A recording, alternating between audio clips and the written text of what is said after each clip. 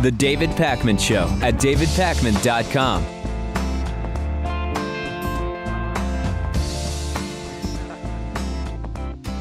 Huge news day, so much to get to. We will talk, of course, of the fact that 6 Baltimore police officers have been charged in the death of Freddie Gray, which has been the catalyst for the unrest that we've been covering now for over a week in Baltimore, Maryland. But before we get to that, I want to first just go through how this story that started about Freddie Gray maybe having intentionally injured himself, severing his own spinal cord 80%, while in the back of a police van, fell apart. That story completely fell apart. It ended up being a completely flaccid and bogus story.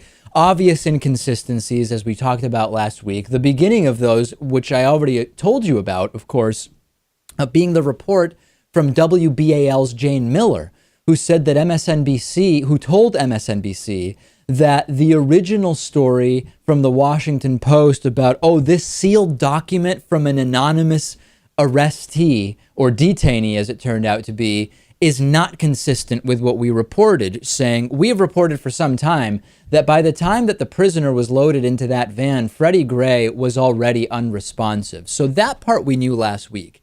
Later, we found out from Jason Downs, another attorney of the Grays, that the prisoner's statement was new to them as well. Quote, "We disagree with any implication that Freddie Gray severed his own spinal cord. We question the accuracy of the police reports we've seen so far." Police, remember, had also admitted that Gray was handcuffed but not secured with a seatbelt while he was being transported.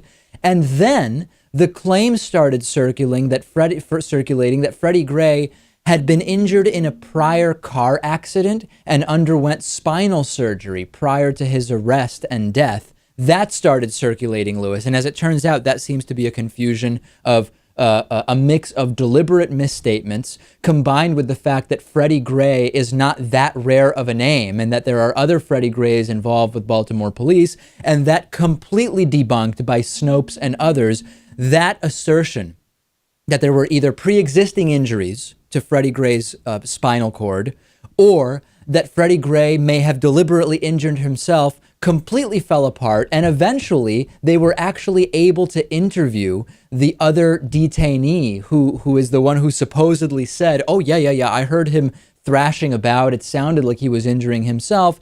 That guy actually came out, 22-year-old Dante Allen, and said, no, I haven't talked to police. When I got in the van, I didn't hear anything. It was a smooth ride. I heard a few seconds of banging at one point, but that's been mischaracterized as well. The entire story, Lewis, a obvious laughingstock.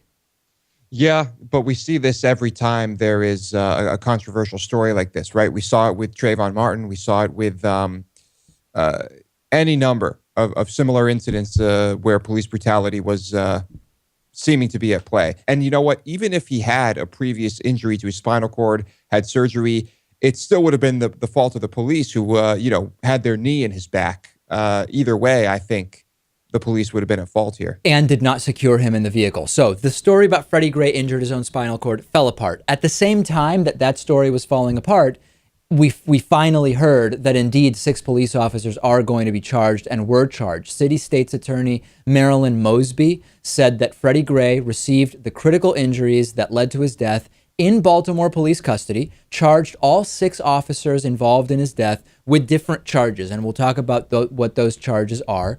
And the story that they're telling is that indeed there was a total failure to secure Freddie Gray properly in the police van. The prosecutor faults the 3 arresting officers for not properly restraining him, for not seatbelting Freddie Gray. And this is the most incredible part. We kind of knew about the failure to secure Freddie Gray. Remember at the very beginning of this, how we were told the impetus for Freddie Gray being arrested in the first place was a switchblade. Remember that, Lewis? Remember that key detail? I remember. That's what started this whole thing. What we have now heard from the city attorney is that the entire arrest may have been illegal because an investigation by the state attorney uncovered that the knife in possession, that Freddie Gray had in his possession, was indeed not a switchblade and was thus a legal knife under Maryland law, meaning that the entire arrest was illegal at its core. And thus that is a huge aggravating factor, because when you have a death in police custody, that's something to look at and analyze under the law. When you have a death under police custody for an arrest that was illegal or not consistent with the law in the first place, this now escalates the entire situation significantly. This is incredible. An arrest that was illegal and never should have happened in the first place, ending with the police killing that person. So yeah, go ahead, Lewis.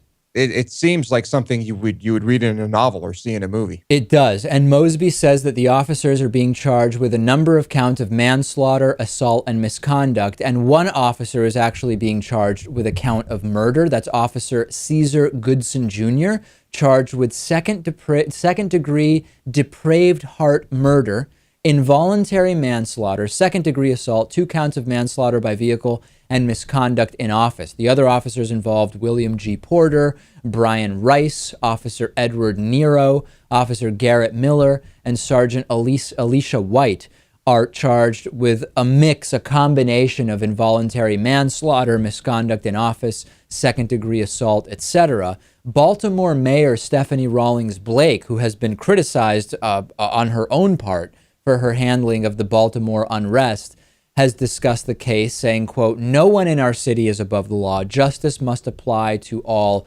equally." This also brings up questions, Lewis, of stop and frisk type tactics, which is something the community has been demanding for a long time. We now see that this was allegedly an illegal arrest. So many questions as a result of this. What will ultimately happen with these charges against the officers? I don't know. Well, maybe I imagine that some of them will be convicted, but yeah, who knows if they'll do time, how much time they'll do. The mayor said something interesting. You can't just charge these police officers and hope that this will fix all your problems and ignore the rest of the incidents that are happening in Baltimore all the time. We now have video from Baltimore of just one example in which corporate media doesn't give you the full story. This is not an example necessarily of corporate media deliberately distorting what's happening in Baltimore, but it is an example of them giving you a distorted picture, albeit accidentally or deliberate, whatever the case may be. Just minutes after the police state curfew began, the police city curfew began in Baltimore on Saturday night, CNN aired video of an arrest that took place. And it begins with a man who seems semi-conscious, maybe not, laying on the ground with a reporter sort of speculating about what happened. Is this man really unconscious? Here's a broken bottle that's on the ground. That seems like it may have been why this guy is under arrest. Who knows what he was doing? Here's the CNN report, okay? We're going to go through this piece by piece, as you know I like to really explore what happened here. Let's take a look at the video from CNN. You'll be sprint, get across! All right, so the police are telling us to get out of the way, but what you just saw right now is he almost looks like he's knocked out. I don't know if he's doing that, what's going on here, but he just dragged, nope, he's conscious, he's moving, he's conscious, but he looks like that he's in quite a bit of pain. You can see his face, I think, was sprayed with pepper spray, perhaps.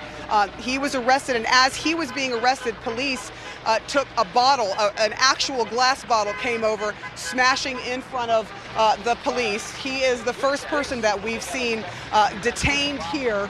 You can still feel the pepper spray in the air. Mike, I'm going to move from this shot just real quick, just to show you what happened over here.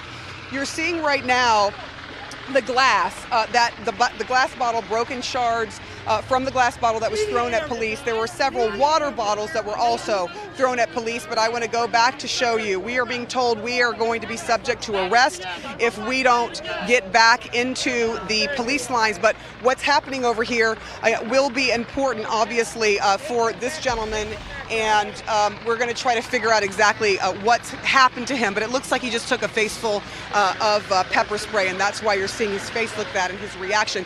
There he's being dragged right now, actually, dragged, not seemingly able to walk. different angle, Alicia. And we're still trying to see that. We have second video, right? The second video is from Russia Today, not a news outlet that we find to be particularly unbiased or trustworthy, but certainly a media outlet that likes to put out video without commentary to let people make their own decisions about what may have happened in certain cases. No commentary in this video, but you will see what happened before this man ended up semi-conscious, and we'll play the video for you. And since it doesn't have commentary, you will see this same man coming up in what I guess could be described as in an agitated state, albeit not necessarily physically threatening the police, verbally complaining during, again, the start of this curfew. With no hesitation, he is just brutally pepper sprayed right in the face with just a thick stream of pepper spray, Lewis. And you will see that he, in fact, had nothing whatsoever to do with that bottle. Let's take a look at the video.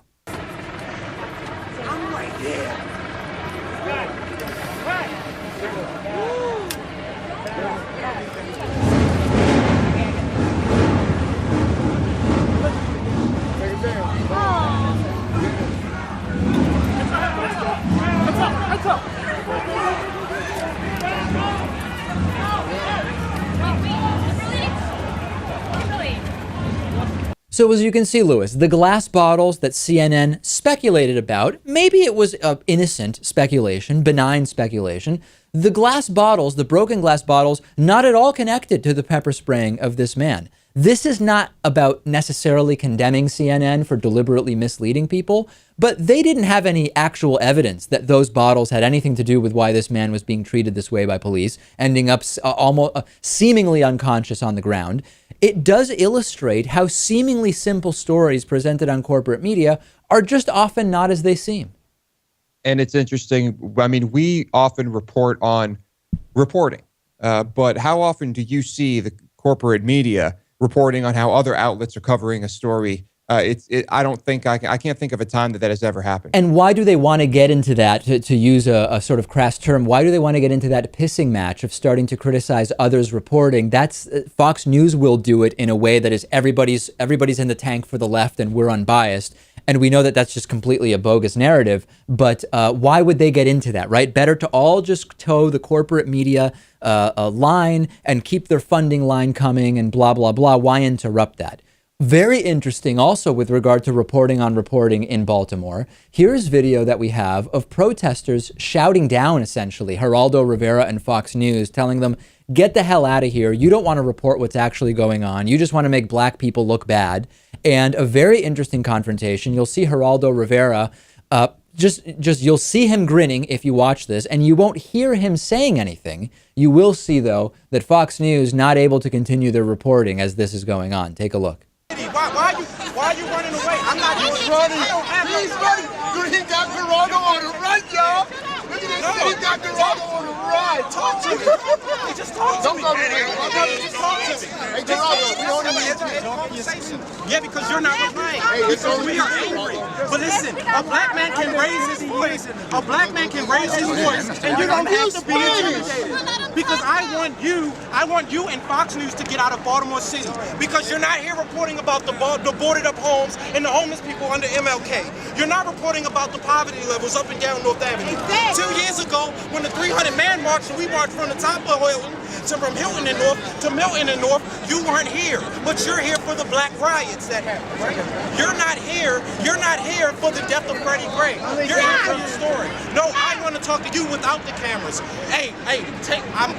This is not for YouTube. This is serious. I want the cameras off. I want the cameras off. I want the white media out of Baltimore City until y'all are here to report the real story. Seriously. You're not reporting.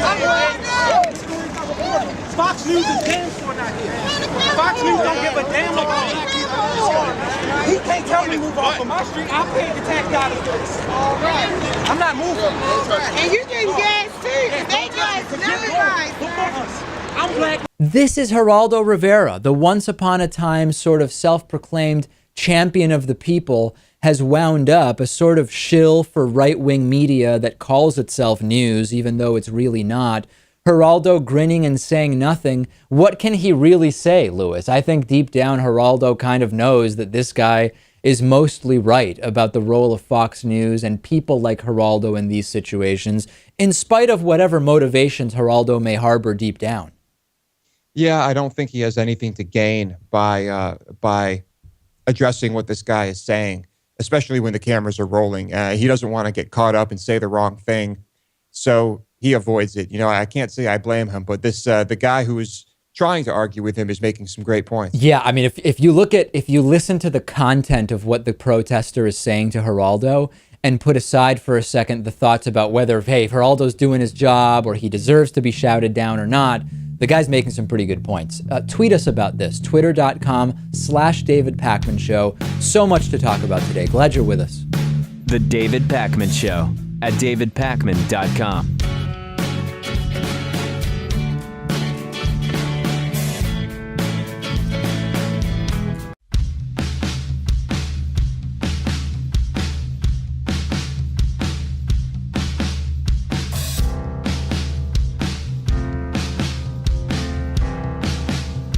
Welcome back to the David Pakman Show.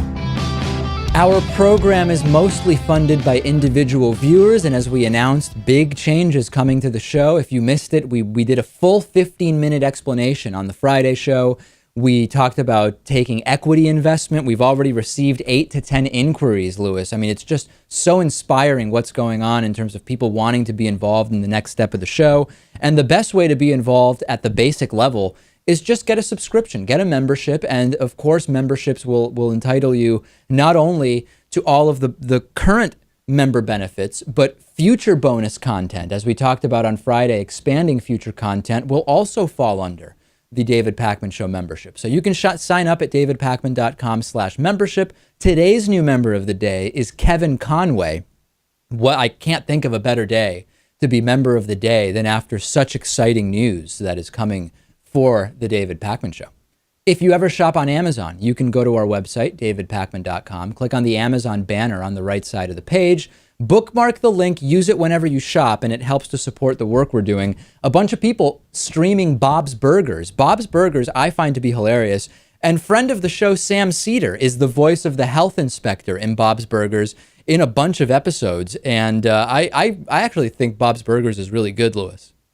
I have watched, I've seen, maybe 4 or 5 episodes. It is pretty funny. It is a good show. I like John Benjamin also, and he's an archer, of course, and he's just good in all of these shows. So a bunch of people clearly liking Bob's Burgers. Not sure if it's because of Sam Cedar or they just like the show. And also, somebody bought The Sims. Remember, Lewis, playing The Sims when it first came out? That game, much like SimCity, really takes me back. Yeah, man, that brings back memories. I always hated playing the actual game, thinking to myself, why does it take 3 hours to urinate? This is this is terrible. Yeah, the time compression in a lot of those games, not always precise. Exactly, yeah. But still, I guess it was fun for a while.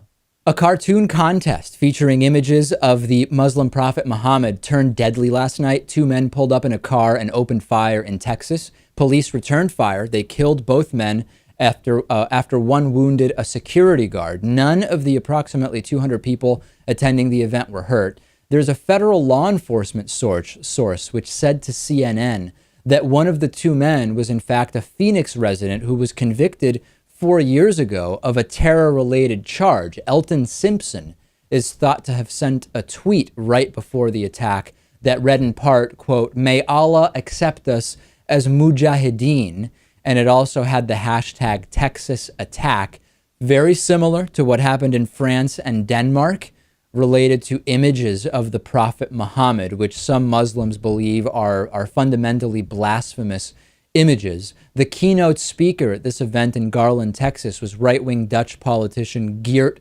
Wilders, who was placed on an al-Qaeda hit list, and it was all organized by the American Freedom Defense Initiative, considered an anti-Muslim group by the Southern Poverty Law Center. I continue to feel mixed about this. I mean, obviously, I wholeheartedly support all freedom of speech that is not hate speech. Drawing cartoons of Muhammad is not hate speech. Anybody who believes that there should be fines or killing over drawing cartoons of the Prophet Muhammad is an extremist. I mean, I could not be more clear about that. At the same time, I also feel that freedom of speech comes with the responsibility to focus on good, productive speech and to just create cartoons with the deliberate goal of inflaming. I completely defend the right to do that. I think it's somewhat counterproductive, though. Yeah, I'm torn on this because I think that it is important, on one hand, obviously, to have these freedoms. And even though this event seemed to be just inflammatory overall, that was the whole point of it. You know, I would like to see this kind of be, I don't know, what's the word? You know, people get way too heated when they see the images of Mohammed, and they don't have to. So I think in a way that this can kind of calm everyone down if this type of thing is happening more frequently. Yeah, if it's just becoming a sort of thing in society, I agree with you. But if the ultimate goal, right, is to curtail or end violence committed by Muslims, which is the stated goal of many people who comment on this issue, doing something with a historically provable track record of causing violent retaliation as a sort of a way to show how violent a group may be does not really have the effect of having a more tolerant society in the long run from a totally pragmatic point of view. And again, I completely defend the right to draw Mohammed cartoons. And I think it's crazy for anyone to threaten violence as a result of that. But we know that it happens. So it's hard for me to say, hey, let's pat ourselves on the back because we're drawing Mohammed cartoons and we don't care how many people die. You've got what seems like a pretty harmless act that frequently draws violent retaliation from Muslims. And of course, when that retaliation happens, you create more racism and xenophobia, and perhaps there is violent retaliation against Muslims as a result of their attack. And I'm not talking about curtailing free speech or self-censorship or anything like that. I'm merely talking about let's all have a more pragmatic conversation about what the way forward is with regard to this issue. And I'm open to all ideas. Let's explore. Bernie Sanders is running for president, as I told you, a true progressive, and he was heckled while talking about Israel, and he told hecklers to shut up. I find this fascinating because for years I've been criticized for my positions on Israel, which are Israel often overreacts. The current right-wing regime in Israel, the current right-wing government is one that I oppose. I oppose settlements, but I completely condemn the fact that every serious poll shows that Palestinians, by and large, don't want Israel to exist. I completely condemn Hamas as a terrorist group. I cannot ignore the reality that you have constant thousands and thousands of rockets coming over from Palestinian territories, and I'm called a crazy right-winger because of that. As it happens, Bernie Sanders was shouted down, considered the most liberal member of the Senate, a self-described socialist. He was shouted down because he essentially said, listen, I believe Israel has overreacted, but Hamas is constantly firing missiles into populated areas. There are militant groups that don't even want Israel to exist in Palestine. We can't ignore that. And he was shouted down, and he ended up saying, hey, shut up and let me talk. The audio is not great. Let's take a look. Have a situation where Hamas is sending missiles into Israel. Okay. And you know where some of those missiles are coming from? They're coming from populated areas. That's a fact.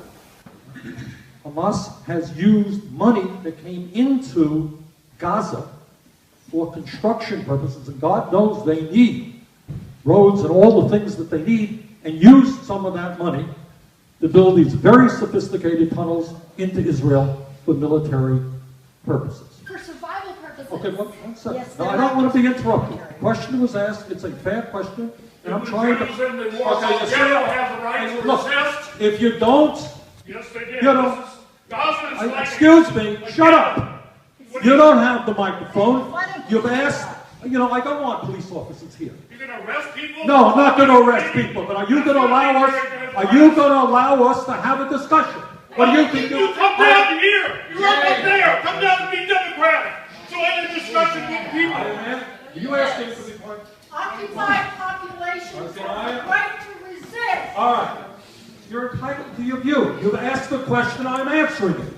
This is called democracy. Yeah, people yelling at him because he is just saying things that are undeniable fact.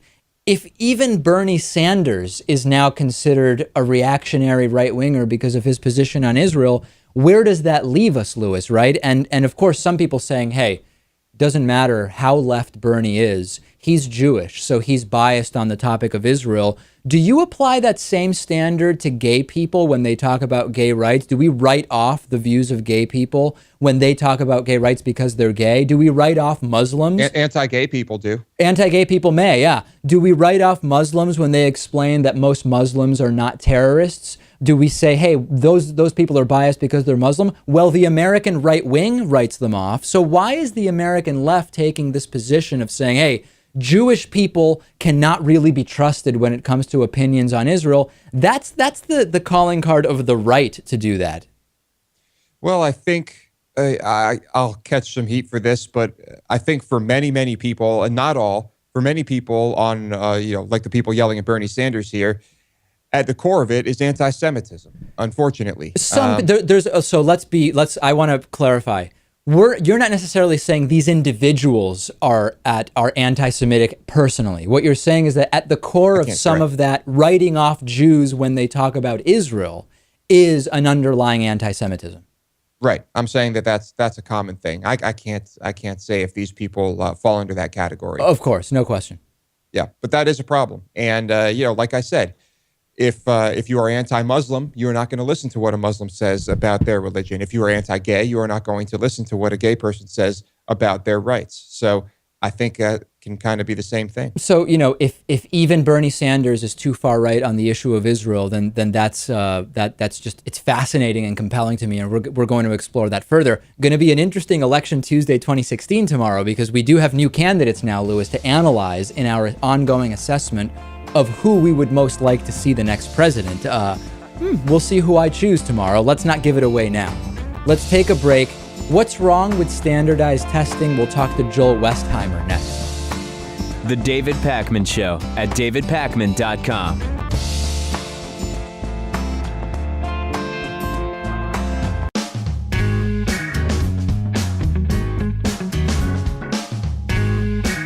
Welcome back to the David Pakman Show.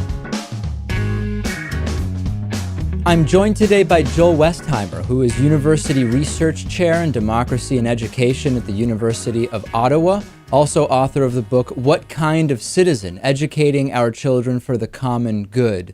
Joel, education is something we've been following for a very long time. In the U.S. here, we have a lot of fake wars. For example, the war on Christmas is one that is not a real war, but that people talk about. But we do really have a battle here when it comes to education, and it includes so many different elements. Let me first kind of open up the floor to you. What are you most concerned about right now when you look at education? I know, I think you're right to use that metaphor. There is in certain ways a kind of war on education, because for the last 10 or 15 years, we've seen this complete change in how we're viewing our schools. And it's gone from the traditional sense of public schooling as a way to educate a democratic citizenry, right? To create a better society, to teach everyone for the common good, to a kind of job training institution or something that's just about feeding the economy. And this has manifested itself most recently in this obsession we now have with so-called standards and accountability in only two subject areas, math and literacy, to the exclusion of everything else that used to be part of a good public education. And that's of great concern to me right now. It's hard to even figure out the best entry point to this, because there's probably 40 different things that we could discuss here that are important in terms of what's going on. And you alluded to standardized testing. We've talked about so much here in the U.S. of the effort to actually rewrite the textbooks that are being used with a sort of revisionist, historical, religious perspective. We've also talked about the kind of ad hominem framing of higher education in the U.S. as a sort of liberal or left-wing indoctrination, and a lot of right-wing politicians have been talking about that. Compare and contrast with what's happening in Canada. Do you see some of these similarities, or are the Canadian problems a little different with education? Do you see the revisionist textbooks? Do you see the sort of ad hominem of education as liberal indoctrination? Yeah, it's a really good question. I mean, what we don't have in Canada is we have a lot less of the revisionist textbook things because there's not a strong religious right faction, for example, that does lobbying and does all kinds of efforts to do things like taking evolution out of the textbook. So that's something that is different in Canada. What's unfortunately similar is this growing obsession with standards and standardization. And I think it's important to know, like, I'm not against.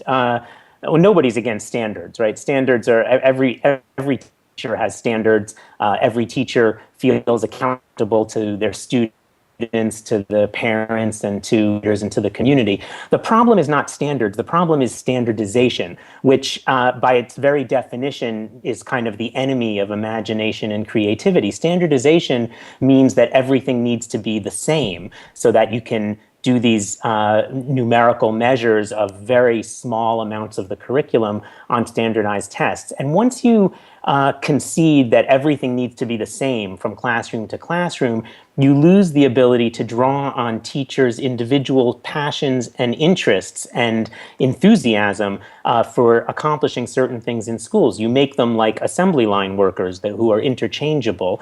And that's also why we're seeing in both countries, Canada and the U.S., a high attrition rate of teachers. In the U.S., more than half of teachers leave the profession within the first 5 years. In Canada, it's about a third within the first 5 years. And that's in areas even where it's very difficult to get the teaching job in the first place, where there's a glut of teachers. And one of the things we know from research is not only that teachers are leaving, but that the ones who are leaving tend to be the most innovative, the most passionate about what they're doing, because they're the ones most frustrated by the straitjacket they find themselves in from this obsession with standardized testing. And let's sort of walk through the logic of the standardized test. So the idea of having a standardized test which might be a positive thing is what? If we can create a sort of level barometer for evaluation, it might allow us to suss out what? Who are the most promising students, or who are the best teachers? What's really, if standardized tests worked well, what would they help us to do? Well, I know that's a great question, David, because standardized testing has very noble origins. It came out of a time when it was thought that there was bias and stereotyping of students, that if you were an African-American student from an inner city, that you weren't going to have a chance to go to Harvard because no one would take you seriously. And the idea was that standardized testing, as you said, would level the playing field, right? If that same African-American student from the inner city scored higher than a student from a wealthy suburb, a white student from a wealthy suburb, then it would be the African-American student who gets into Harvard.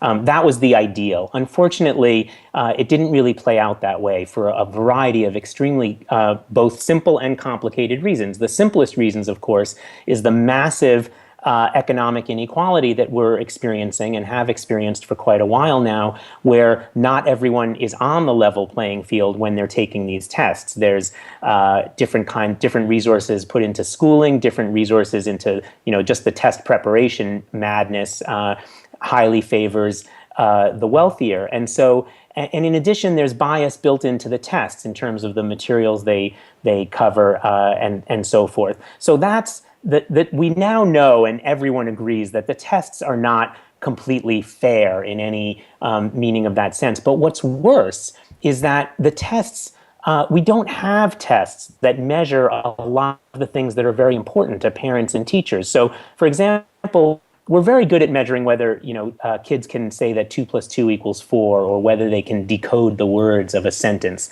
We're less good at being able to tell whether kids have developed a sense of critical thinking or of creativity, or whether they're able to be in healthy relationships or give back to their community or develop convictions and stand up for those convictions. Yeah, really factors that would say a lot about the future potential of that individual.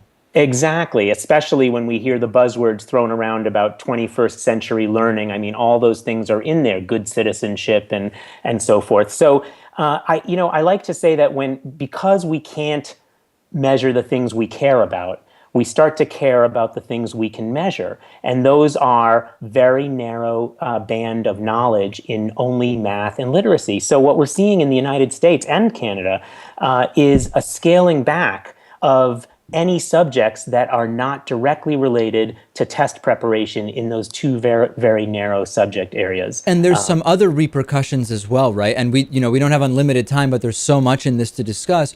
When you have school funding, for example, linked to test results, you're really welcoming is almost an understatement. You're almost demanding a situation where now the teacher is expected to focus merely on teaching to obtain great results on that test. And that's going to kind of further this vicious cycle, isn't it? Exactly. What gets tested gets taught. We all know that. And when that gets taken to an extreme, when the tests are high stakes for both teacher and students alike, we get situations where the only thing that's being covered is test preparation, and not even the knowledge on the test, but how to take the tests, right? So we know from research very clearly that, in fact, a recent study came out, 71% of school districts in the United States have scaled back instruction in a whole host of subject areas, everything from science, social studies, the arts, drama, even recess, to make way for test preparation. And we have situations where there's schools where any student performing under a certain score on the standardized tests isn't allowed to go to recess or isn't allowed to take an elective class that they were going to take. Because what's going to get them back on track more than eliminating the fun time, right? I mean, it's just a completely self-defeating sort of repercussion. It absolutely is. Strategically, it makes no sense, even if all you care about is performance on the tests. But that's the extent to which we've become crazy by this obsession, right? It's a case of the tail wagging the dog. There is a place for standardized tests in schools. I'm not against all forms of standardized testing, but we've gone so off the deep end that it is the tail wagging the dog of education reform, and we are losing a great deal of our sense of what's important in public education. Now, I do think that this is beginning to change, and I don't know if we have time, but yeah. Well, I was going to say, what could change this, and how do we restructure this? Yeah, well, we're seeing right now, and this is more in the U.S. than in Canada, this tremendous momentum of the opt-out movement. We just saw in New York State where in certain areas the tests are practically invalidated because not enough students took the test. And this is where parents or students or even whole teachers or even whole schools simply refuse to participate in the standardized tests. And so there's a lot of pushback right now. And so I actually feel quite hopeful that we're going to enter a period where the pendulum starts to swing the other way and we start opening up the curriculum in a way that makes room for the passion, for the enthusiasm, for the creativity and the individuality that we know is so important in a public education for the common good. Yeah, this is really an area where the local actually can override whatever overarching decisions are made about testing at the national level. That's not always the case with these issues, that local school districts and parents can actually make a huge difference. I think that's a really interesting way to look at it. We've been speaking with Joel Westheimer, University Research Chair in Democracy and Education at the University of Ottawa. The book is What Kind of Citizen? Educating Our Children for the Common Good. Thanks so much for being on with us. Thanks so much, David. I appreciate it. The David Pakman Show at davidpakman.com.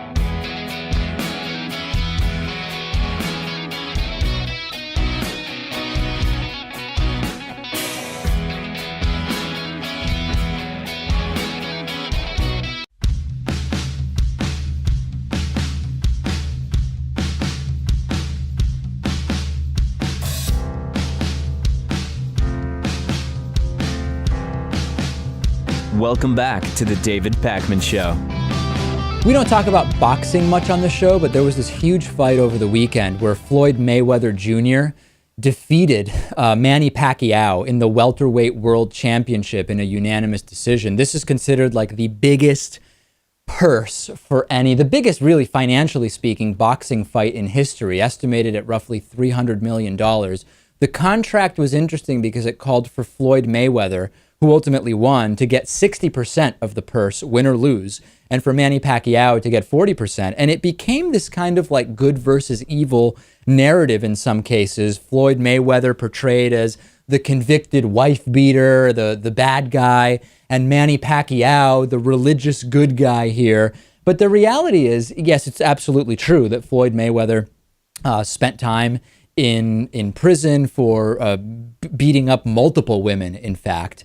But the reality is that Manny Pacquiao is really not this friendly guy either. He is someone who is very much against abortion, which is illegal in the Philippine Constitution where he's from. He said, God said, go out and multiply. He did not say just have 2 or 3 kids. He said it's sinful to use condoms and to commit abortion. And when questioned about overpopulation, he said, my parents were poor. They had 4 children. It was very difficult, but persevered. So very anti-woman in a very different way than Floyd Mayweather has had problems with women in the legal system. And also a raging homophobe is Manny Pacquiao. I'm not against gay people. I have a relative who's also gay, he's quoted as saying. We can't help it that they were born that way. What I'm critical of are their actions that violate the word of God. I only gave out my opinion that same-sex marriage is against the law of God and very ardently against any kind of gay rights whatsoever and recognizing gay unions. So yeah, I mean, I guess it's a different situation where you're talking about someone who has been convicted of crimes and someone who has very discriminatory political positions. But for me, the highlight was convicted wife beater defeats raging homophobe in a boxing fight. Each of them gets almost $100 million or more. They certainly have these qualities, I guess you could say, we could point out. Mayweather seems to be the more malicious person. I will say that Pacquiao, to me, he doesn't seem like the brightest guy. I think he's just someone who's confused. I think at his core, he is a good guy, and he's done charitable things. And I think he genuinely cares about his country and the people there. But I think he's just confused. Like, I think Gordon Klingenschmidt is probably, a good guy, but just really confused and brainwashed. I think in Pacquiao's case, that's what has happened. And the common thread there being, I'm guessing you believe they're both sort of brainwashed by religious teachings. They have been, yes. I think you'd agree with me. I would. Did you watch the fight? Unfortunately, I was working. I did want to see the fight, although I did predict it would go to a decision. I really didn't make any predictions as to who would win, but I guess it was a good fight, right? Yeah, I mean, I don't know. I don't really care too much about boxing. I did see a bunch of it afterwards in replays. I didn't want to participate in any pay-per-view stuff or even support like a bar that had the fight on, so I tried to avoid that. Send me your thoughts about this. I mean, it's a stunning amount of money around all of this, and a lot of money is being made by a lot of people other than the boxers as well. Send me your thoughts on just the hyper publicity around this. Huge news from Tesla, a real game changer. Tesla has introduced solar powered batteries. They are now talking about this battery system which can work for homes, businesses, even for utilities. It basically breaks down to 2 separate products: a Powerwall, which is a home battery system. It comes in a couple different versions, 10 kilowatt and 7 kilowatt. That's part one. And then you also have the big brother of the Powerwall, which is the Power Pack. And that's where it gets super interesting. This is a, quote, infinitely scalable system, which can work for businesses, in industrial applications, and even public utilities, which comes with battery blocks, 100 kilowatt, all the way up to 500 kilowatt or even 10 megawatts or higher. And the idea is to partner these 2 developments to go to true sustainable energy. And this is so huge in so many ways. Let's think about it in a couple different ways. Number one, you put more renewables into the grid, right? You replace a home with solar-powered batteries that can store electricity. That's absolutely fantastic. And you also have the issue now with solar power where your solar panels may not necessarily be able to produce as much power as you need on a 24-hour basis. If you're able to store some of that battery power, you're able to further remove yourself from the grid where the electricity is typically coming from fossil fuels. We've also talked about electric vehicles and this issue with electric vehicles where, fine, the vehicle is electric, but you plug it into electricity, the electricity is probably still coming from burning fossil fuels. This would also circumvent that.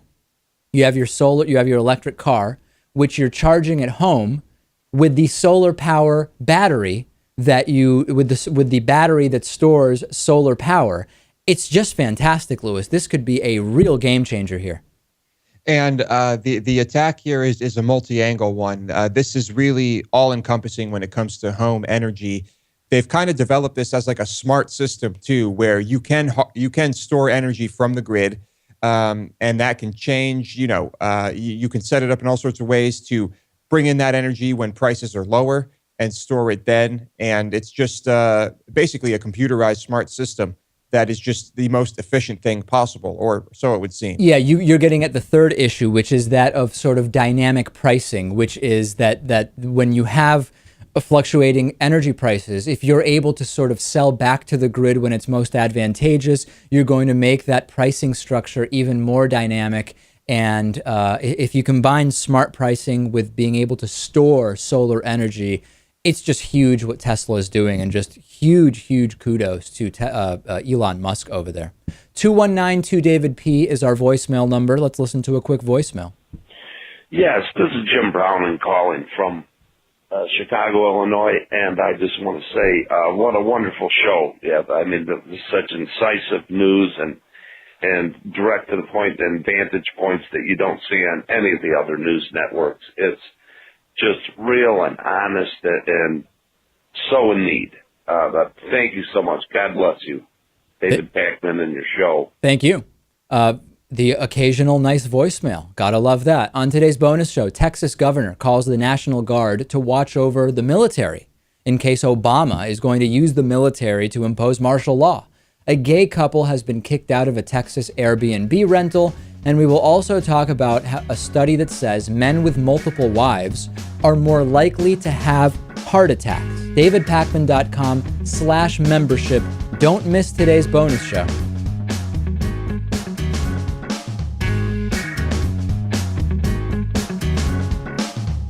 The David Pakman Show at DavidPakman.com.